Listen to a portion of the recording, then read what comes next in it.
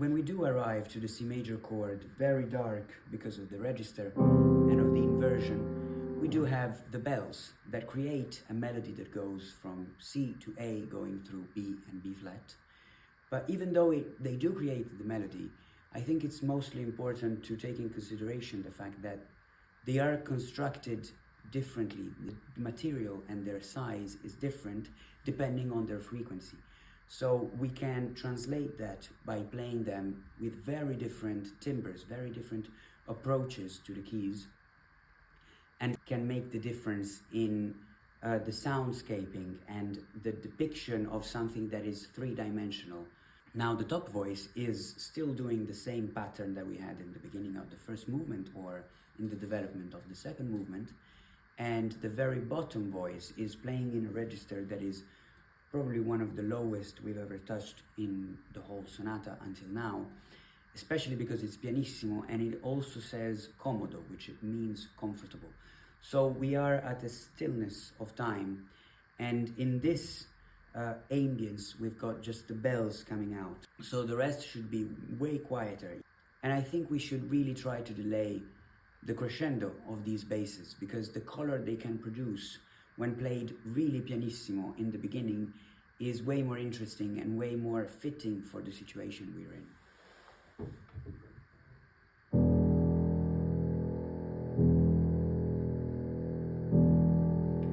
In a sense, I would play all these chords with a very fast but soft attack of the keys. And with the bells, it's just a matter of not playing them soft, so that we have, again, a very fast attack, but also the fingers are tense and they produce this very metallic sound, especially in this register that imitates the bells. I feel like the one out of the four that we have that stands out the most is the B flat one, and I think it's due to the frequency and to what the right hand is doing at the same time. But definitely we don't need to follow the traditional phrasing there, because of course we have C, B, B flat, A. Normally we would do something like a diminuendo or a crescendo, or at least something very consequential. But in this case, being B flat, in a sense disruptive, because of the difference in frequency, I feel like it is the brightest and most metallic one, and really prepares us for what is coming next, which is the actual storm. This is all a preparation, the calm before the storm, if we want.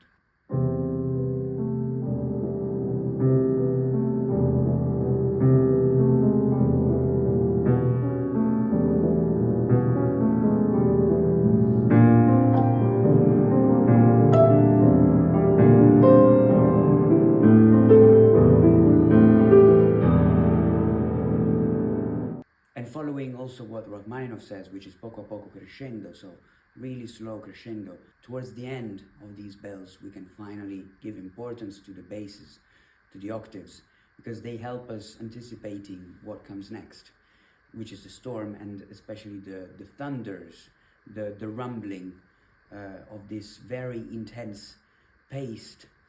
And this climax of this development in the second movement is basically constructed upon one singular chord, which is also a very interesting chord, because it's one of those chords that are a bit in the middle between being very dramatic and very dreamy.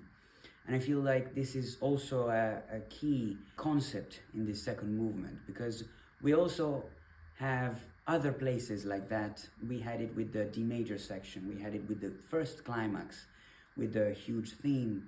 And this contrast, this cohabitation of these two feelings, of this very intense emotion going on, this sadness and desperation, but at the same time with a sort of positive look that is more associated with something dreamy and hopeful. And this climax, for the biggest part of it, is the perfect manifestation of this, apart from the very last row, because after all this building up of tension, of these calls between the hands, because there is a lot of contrapunctual plays going on, we have these bells that now are more like lightning or thunder, as we were saying, and they alternate to this constant rain or even hail that is going on in the right hand. And all of this culminates in this last row and last explosion that is definitely the biggest one, and that represents the end of the storm. To maintain all of these calls, again, we need three different kinds of sound, which are in a sense the continuation of what we had before. We have the bottom voice that has the same dash that we had before in the bells. So definitely the attack, I feel like, should be a bit faster, especially because the register is very low, and otherwise they get a bit too long with the pedal and what is going on in the right hand, the dynamics. So very fast attack, but still not the loudest thing going on, because we also have the middle voice that is doing an accent.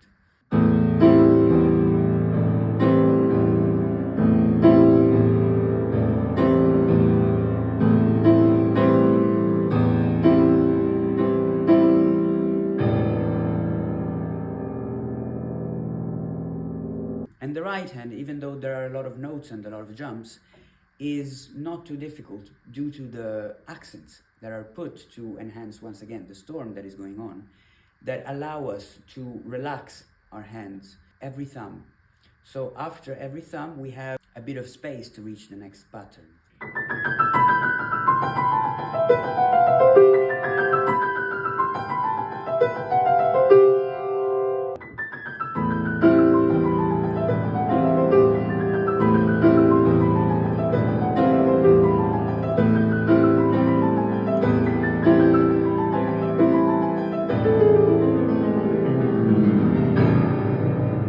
And the culmination of this climax, once again, is very naturalistic, in the sense that after this whole storm, very full of dramatic elements, we have one last thunder that lasts a whole bar, even though it's very free in terms of tempo. And we are going to probably create an accelerando, we are going to play very loudly because it's still forte, but it's not fortissimo anymore. So the previous bar was fortissimo, this is forte, and I don't think it means that it's actually played softer.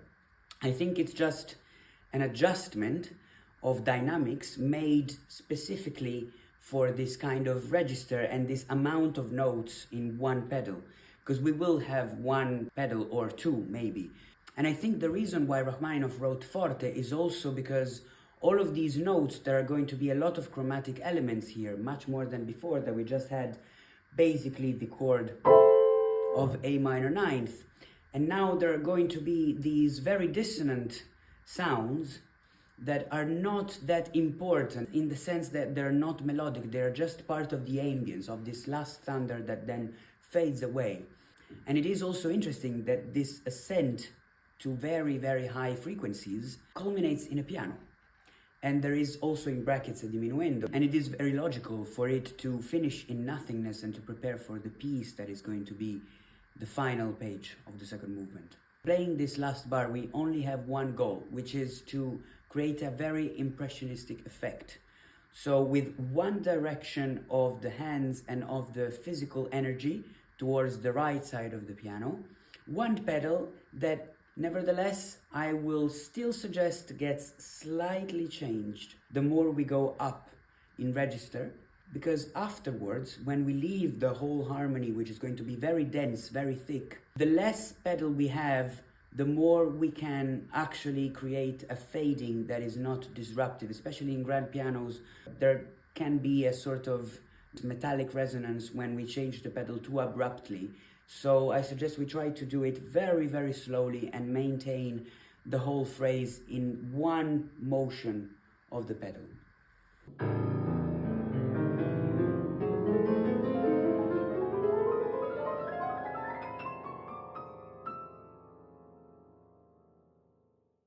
And I really do stand by the fact that this long rest, indicated by Rachmaninov, is actually really long, and there is no rush to finish the piece, especially because of the naturalistic elements, as we said.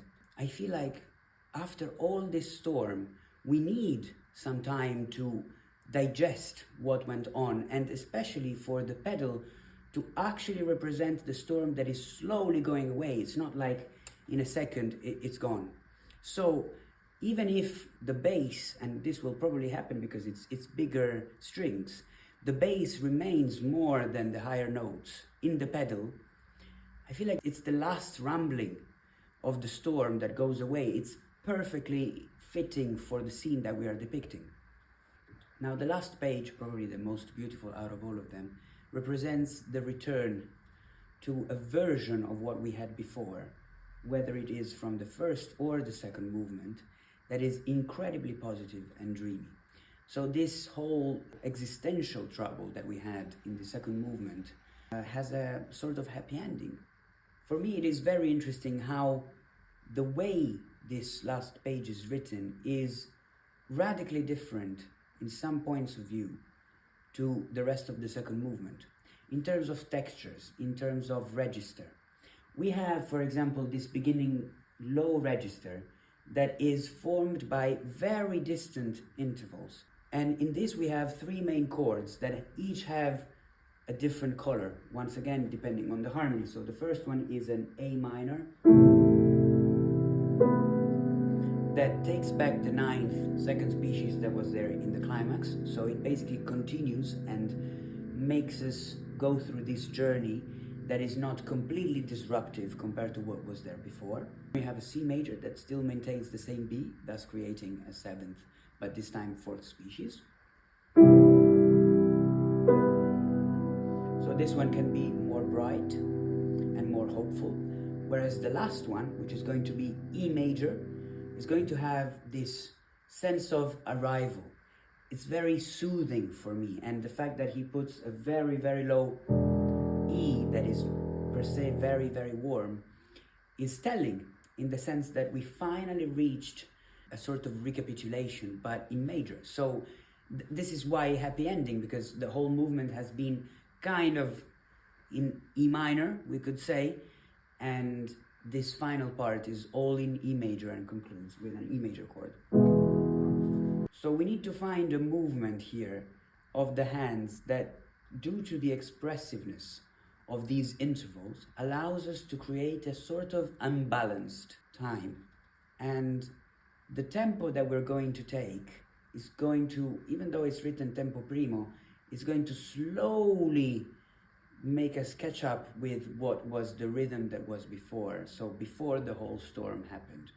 To really play this last E major chord that opens up this dreamy world in a way that depicts the arrival that we were talking about, I feel like the most important thing we could do is to slow down, but keeping a lot of potential energy in the fingers, so that it results, these two notes, in a sort of sinking in the depths of this emotional last page.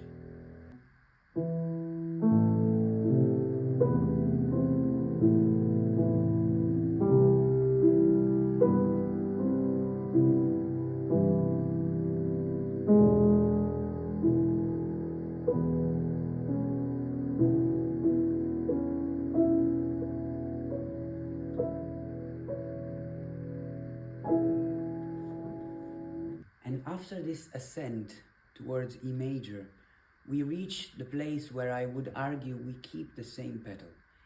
It's a bit controversial, I think, especially with some pianos. It could be a bit too much. So it of course depends on the color of each instrument and of each hole, depending on the acoustics. But this particular register is one of the brightest we have ever had in this whole movement. At the same time, there's this feeling of not seeing clearly what is going on. I don't think this is an actual opening, hence the dreamy feature that I was talking about. So this not clean pedal that I would almost keep entirely for the next two bars helps creating this absolutely ethereal atmosphere that then can clear up when the melody will start to be expressive again, because this is the exact iteration of the theme of the first movement. So it's a distant memory, it's not something real. And another thing to do to make this very ethereal, as we said, is almost not use any gravity that derives from the weight of our arms and our shoulders. So it's all a bit suspended in the air.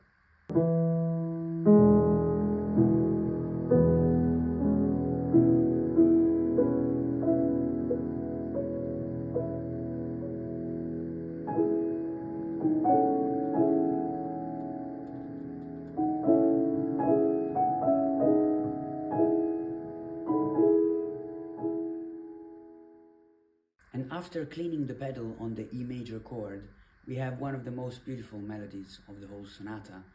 And this melody is changing all the time, depending on what harmonies are underneath, as always. And in this case, I feel like also the phrasing of the melody can change. The intervals are almost the same all the time, at least in the melody, but the character given by the harmonies changes completely also the choice of rubato, in my opinion. The first chord we hear is a C sharp minor in first inversion, that is mezzo forte, so I feel like this is the most brave part of the melody. And it's immediately followed by a change that honestly I've always heard as a sort of portamento with the voice. So we can translate that by doing a slightly longer rubato in the second change of harmony.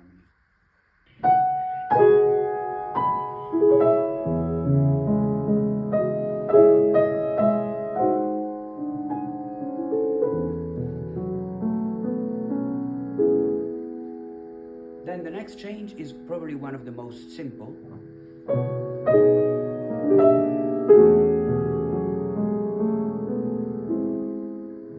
Hence the choice not to do particularly rubato, because then these chords are followed by the last two. The first one has a sort of 13th dominant that adds the D natural, which is a very particular note in this context, that I think should be played in a more expressive way. And then finally it resolves on this ninth that is completely suspended. It has these 2/5 stacked on top of each other, and even though there are a lot of other notes going on, there are mainly two harmonies happening at the same time. One is the first degree and one is the fourth degree, and we can't really choose which is the one, and this is exactly the point. This is a point of complete absence of gravity, which is why the left end will be played extremely piano, and the weight of the arm should almost disappear in playing these very low chords and these round, circling melodies in the middle register.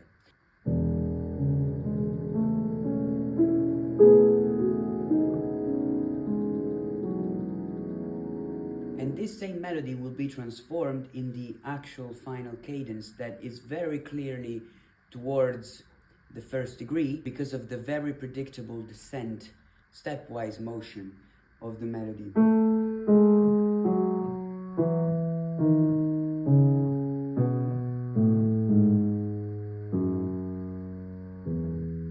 And there's a very particular chord amidst the others, which is the third degree, which is G sharp minor, that reminds us that all of this was happening in a very sad context. And after that, in the cadence, the final cadence, we have a very particular 11th, very expressive, and I feel like in this chord there are three main notes to take in consideration. One, of course, the bass, F sharp, then of course the B, because we will have the final reminder of the first movement melody as finish of the second movement, and the E in the middle. And the reason for this E to being very important is the next chord, because the E will be held,